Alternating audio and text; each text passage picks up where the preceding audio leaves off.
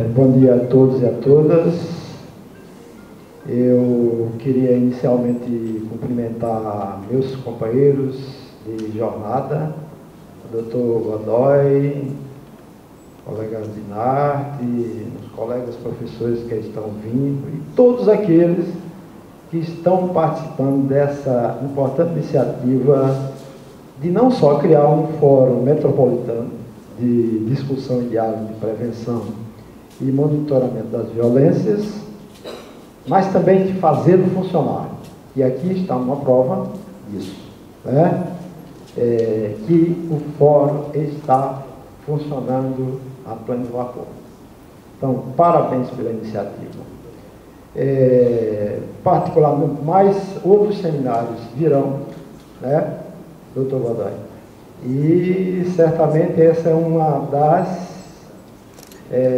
estratégias mais importantes. Porque o que eu julgo que é importante nessa discussão sobre violência? No caso específico, estamos discutindo mídia e violência. Mas como pesquisador, né, professor de pós-graduação, e que há pelo menos 10 anos eu me dedico a esse tema e venho orientando dissertações, tese de doutorado e assim por diante, né? Eu acho que a grande importância desse seminário é exatamente, né, trazer a público uma discussão mais responsável, mais aprofundada, mais crítica sobre a questão da violência. Eu diria, nesse caso, não é crítica absolutamente a quem organizou o seminário, né? Mas como eu trabalho violência, eu daria prioridade à violência e mostraria como a violência é reproduzida, como ela é apropriada, como ela é estruturada, né, e usada como prática estratégica e discurso e semântica, né, para a sociedade. Então, a primeira coisa que eu gostaria de dizer aqui é desarmar os ânimos. O que eu vou dizer, evidentemente, não tem absolutamente um endereço imediato, que é a mídia. O que eu quero mostrar aqui, como sociólogo, é que a questão da violência, hoje, é um tema síntese. Perpassa todos os setores mais variados da sociedade. Então, o que a mídia faz, se ela está reproduzindo ou não a violência, se ela está criminalizando mais determinados setores do que outros, isso não tem muita importância, não é uma novidade, não é uma especificidade, porque, de resto, a mídia, entendida como eu percebo, ela é um dispositivo de poder na área da comunicação. Assim como a prisão, assim como, vamos dizer, outras áreas, entendeu? A escola, a universidade, né? Aquilo que Foucault diz, o que é que há de estranho em comparar tudo isso a tudo isso, né? Porque, de fato, na modernidade tardia, vamos falar assim, embora tem gente que diz que nunca fomos modernos, como Bruno Latour, né? Eu acho que nós somos mais do que modernos. Já estamos na pós-modernidade. Pós-modernidade significa abundância, riqueza, bem-estar, não. Pós-modernidade tem um sentido muito mais profundo que é preciso levar em conta. Então, olha, a minha discussão é um pouco mais abrangente. O que eu quero mostrar é que há uma fonte, há um paradigma, há uma maneira de encarar o social, as relações sociais, que está afetando profundamente todas as instâncias jurídicas, políticas, ideológicas, econômicas e comunicacional. Essa mudança que houve da sociedade moderna para a sociedade pós-moderna, né? Vamos dizer o seguinte, que a modernidade é um projeto, né, do Ocidente, que desde o século XVI estava em curso, mas que ela praticamente morreu no dia 7 de outubro de 1970, às 3 horas da tarde. Isso é uma piada, é uma brincadeira. Mas tem gente que escreve sobre pós-modernidade dizendo que ela morreu quando foi construído tal edifício, foi, vamos dizer, inaugurado nos Estados Unidos. Um edifício lá de Los Angeles, né? Bom, mas o que eu quero dizer é o seguinte, que a modernidade clássica que nós vivemos e a crise que nós estamos vivendo nesse momento é a crise da modernidade, a crise da política, a crise da questão do poder, a crise da questão da representação, a crise da questão da construção da verdade, a crise da construção da ciência. Enfim, o que nós estamos vivendo é uma crise que não é parcial. Então não tem um bode expiatório, por exemplo, imprensa, mídia, polícia, judiciário. Tudo está nesse momento vivenciando uma profunda crise, né, de constituição de uma nova forma de lidar com o social, com o outro. Porque na verdade nós estamos tratando aqui da relação de nós com os outros, né? Portanto, e daí que a questão da violência, ela aparece como um tema síntese, como a metáfora do social, né? E aí temos que começar a falar primeiro em violências, né? Tantas quantas manifestações existem de poder. Porque se há uma coisa que eu acho que é fundamental, um dos mitos que a humanidade, que a modernidade tem que ser derrotado, destruído, desconstruído, é o mito de fazer uma distinção entre poder e violência, né? Os pensadores, desde Hobbes, né? Desde Hobbes, com o Leviatã, a questão do Estado, juiz arbitrário, que se aliena da sociedade, se abstrai da sociedade para ter uma certa neutralidade, distanciamento e um juízo correto, até, eu diria, colegas meus, que infelizmente eu não tive a honra de conhecer, graças a Deus, porque eu sou um pouco mais novo, como Hannah Arendt, como Elias, Norberto Elias, e Foucault, que eu tive ainda a felicidade de conhecer, porque eu era estudante da USP em São Paulo, na última visita de Foucault ao Brasil, exatamente no momento em que ele interrompe o seu curso em protesto contra a morte de Manuel Fiel Filho, Vladimir Herzog, assim por diante, tal. Veja como as coisas estão aí se produzindo, né? Então veja o seguinte, esse mito da separação entre a noção de poder e violência, ela hoje é a grande tarefa nossa. Nós estamos com um livro aí para lançar exatamente sobre isso, né? A grande tarefa nossa hoje é demonstrar que isso é um mito que a modernidade construiu e que obscureceu todas as relações que aí estão. O que quer dizer isso, né? Saindo de Hobbes, que está muito distante, século XVI, XVII, e chegando, por exemplo, aos pensadores que hoje estão na crista da onda, né? Existem 3 grandes pensadores que influenciam toda a produção sobre a discussão sobre violência, né? Que é esse que eu acabei de citar, Elias, Hannah Arendt e Foucault. O que é que diz Hannah Arendt? Hannah Arendt vai dizer, né, em vários de seus livros da violência, ou também a condição humana, que há uma distinção fundamental entre a noção de poder e a noção de violência. Ela vai dizer o seguinte, o poder, ou melhor, vamos começar da violência. A violência, primeiro, acho que é uma limitação, e eu estou dizendo isso de uma pensadora como Hannah Arendt, né? É uma limitação de encarar a violência como no seu sentido latino, de vis, força. Uma força que alguém exerce contra outra ou contra outra coisa. Pode também ter violência contra a natureza, não só contra o ser humano, ou contra si mesmo.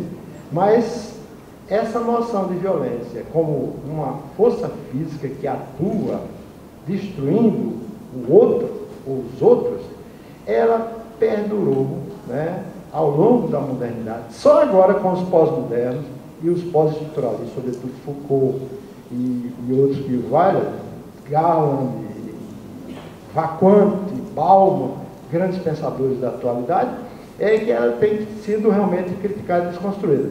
Mas essa noção de violência como força, ela obscureceu uma gama enorme de violências, como Foucault vai, como Pierre Bourdieu vai dizer, violência simbólica também. Por exemplo, graças a... Então, veja o seguinte, o erro de Hannah Arendt está exatamente aí. Dizer que a violência é a negação, é a palavra emparedada, é a anulação do outro, e é, portanto, um ato de destruição, de construção. Mas que a história diz o contrário, que a violência é também um ato construtor. Nietzsche vai dizer isso, a construção destrutiva, a destruição construtiva também. Beleza? Então, a violência, não estou aqui fazendo apologia da violência, eu só estou querendo colocar as coisas como elas devem ser vistas para a gente avançar algum momento nesse sentido. Então, o grande problema da discussão e das confusões que nós vivenciamos no Brasil, e eu diria no Ocidente, é porque não sabemos ainda direito o que é violência. Eu diria que Hannah Arendt deposita uma grande aposta, faz uma grande aposta na modernidade, no iluminismo, e alça o poder como o contrário da violência, dizendo o poder precisa da legitimidade, o poder precisa do consenso, o poder, portanto, é o lado positivo, portanto, da construção da humanidade, graças ao poder. Mas será que o poder é isso mesmo? É consenso, é legitimado pelo consenso, pelo convencimento e assim por diante? Será que o poder prescinde realmente da violência? Será que isso não é uma grande dificuldade? E Elias também vai fazer isso no processo civilizador com a seguinte tese, de que a modernidade, a civilização é o contrário da barbárie.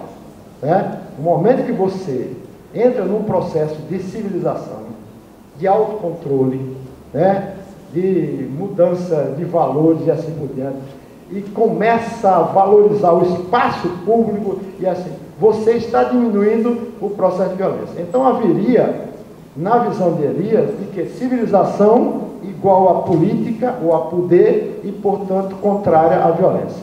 Quanto mais civilizado, daí se criou aquela aporia ou aquela oposição, aquela binária, que é o clássico da modernidade, que é civilização versus barbárie.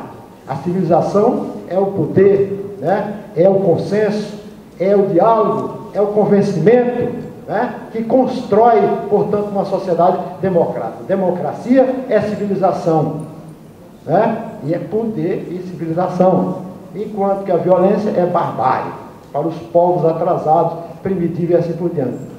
Essa visão permaneceu, portanto, que só é violento, só usa a violência aqueles que são bárbaros, aqueles que não conhecem a civilização, que não conhecem o diálogo, que não conhecem o convencimento, a argumentação.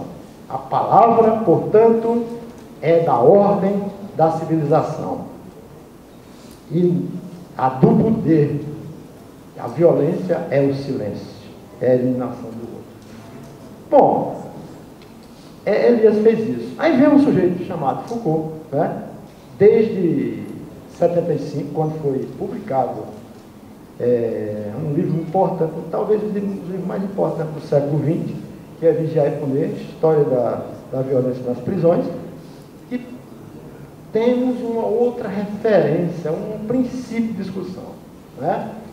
Inicialmente eu percebi, através das pesquisas teóricas que tenho feito, que todo mundo vai dizer, não, mas Foucault não falou de violência. Foucault não tem uma teoria sobre a violência. Mas é claro, como de resto, ele não tem uma teoria sobre nada, nem sobre o poder. A vida inteira ele falou de poder, mas localizado, circunstancialmente, sabe? Não tem uma teoria geral, porque Foucault não é moderno. Não há uma teoria geral. Há realmente intervenções metodológicas, circunstanciais, pontuais em cada vez. Mas ele vai falar do poder com sinônimo de violência nas instituições, que é isso que eu queria chegar. Na medicina, na psiquiatria, né? No tratamento com a questão do louco, a ideia de loucura, né? Ele vai constituir na história da loucura, que é a tese de doutorado dele, de 1960, 62, né? E nas outras instituições, a prisão vai se configurar, porque Foucault vai escolher exatamente a prisão como, vamos dizer, o seu objeto privilegiado para explicitar toda a sua teoria de que poder é igual a violência. Como? Porque ele vai dizer, a prisão é a única instituição que usa a violência de forma explícita e legitimada. Todas as outras instituições são violentas também, porque são dispositivos de poder, mas, no entanto, mascaram o tempo todo isso. Então, a grande questão que nós estamos colocando aqui é o seguinte: se todas as instituições constituem poder, todas as instituições são violentas também. Aí, como é que fica isso aí? Então, violência e poder são iguais? Ou apenas eu tenho minha leitura de que, evidentemente, violência e poder não são exatamente iguais, mas são pares, não opostos, não contraditórios, complementares. O poder, em um certo momento, pode não ser encarado de violência. Assim como a violência também ocorre, a violência não é essencial, não é um objeto que a gente aprende e representa na teoria. A violência é uma noção, uma construção. O que é violento no momento não é no outro. O que é para determinado indivíduo não é para outro, e assim por diante. Né? A própria violência criminal, um crime, que é o meu objeto, eu sou pesquisador disso aí, é uma construção. Só existe um crime se o delegado resolver apurar. Se ele não apurar, não existe. Então, aquela coisa de cifra negra, coisa desse tipo e tal, é porque o crime é também uma construção cultural. Então, tudo na pós-modernidade, é isso que eu queria chegar, se transforma em construção discursiva. Então, eu estou aqui para discorrer, e a mídia é fundamental para essa noção de discurso. Eu não estou aqui querendo chegar para vocês e dizer, olha, eu descobri, tem uma grande descoberta e eu sei hoje o que é violência. Por que Foucault nunca definiu o que era violência? E também nunca definiu o que era poder. Disse como o poder ocorria, se manifestava nas relações. Então, o poder e a violência são relações sociais que perpassam todos nós. Não estão localizados apenas num ponto, como a visão tradicional contratualista, e até marxista, dizia, não, o poder está concentrado no Estado, o poder é o Estado. Daí, vamos tomar o poder. A única forma de transformar a sociedade é tomar o poder, porque o poder está localizado, é uma coisa, é uma mercadoria, é um contrato, alguém possui e outros não possuem, e assim por diante. Não. Foucault vai dizer, não, o poder é uma relação social que passa por todos. Daí não adianta você usar as estratégias que os comunistas fizeram, de criar um poder alternativo, um exército de resistência, de não sei o que e tal, e tomar o poder, porque dá no que dá. O que é que aconteceu com o socialismo real? Foi um total fracasso. Eles impuseram a modernidade, o capitalismo, por outras vias sangrentas, terríveis. Por quê? Porque nós não tínhamos ainda a capacidade de ter uma noção de que o poder é uma relação social. E está em todos. Tudo bem, há divergências. Por exemplo, entre Foucault e Bourdieu. Bourdieu, Giddens, os grandes sociólogos, Habermas, Já? Só mais 2 minutos. 2 minutos. 2 minutos, eu vou terminar. Então, veja o seguinte, nós temos pesquisas, não é teoria não, pesquisas concretas sobre a mídia, violência e juventude na Paraíba. Eu tenho aqui 100 e poucas páginas de pesquisa sobre isso. E alunos meus e pesquisadores que eu orientei e assim por diante e tal, e analisando exatamente essa relação e como ela se configura em alguns meios de comunicação aqui, sobretudo a televisão.